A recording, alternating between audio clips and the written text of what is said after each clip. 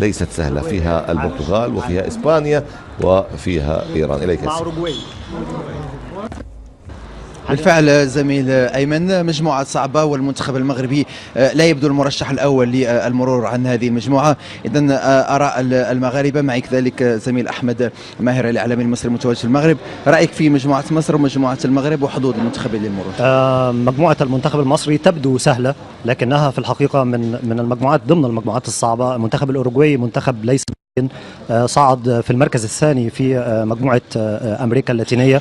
المنتخب الروسي يلعب على ارضه وسط جماهيره بطبيعه الحال. المنتخب السعودي له ذكريات سيئه مع المنتخب المصري في بطوله القارات 99، هزم المنتخب المصري ب5 أهداف.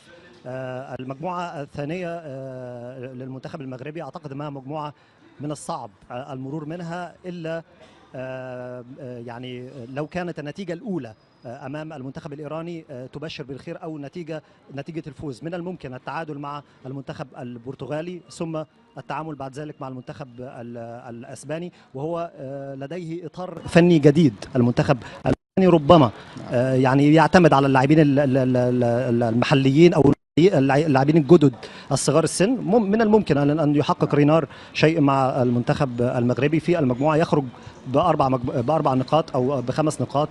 يعني انا متفائل بالمنتخب المغربي اكثر من المنتخب المصري، لان المنتخب المصري مباراه اوروغواي ستكون هي عنق الزجاجه. اذا حققنا نتيجه جيده امام اوروغواي من الممكن ان نفوز على روسيا. وتابعت منتخب روسيا في كاس القارات، لم يكن خصم يعني صعب في المباريات، وكانت مجموعته سهله جدا ولم يستطع المرور للمرحله التاليه. شكرا محمود. دائما مع ردود افعال المغاربه.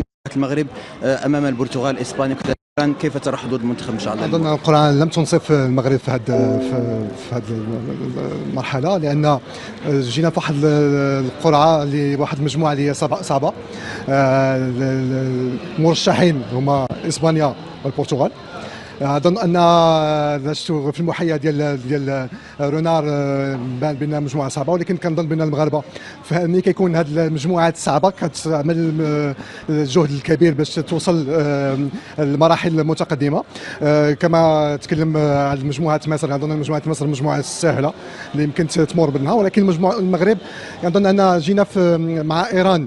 راه ما كنقولوا ان ملي كتكون توصل لهذا الشامبيون هذه، كنظن ان المقابلات كلهم صعبه، خصنا ندوزو مقابله بمقابله. وكنظن ان ايران ندوزوها بمرحله الاولى الى قمنا بالمباراه الاولى غتكون مزيانه.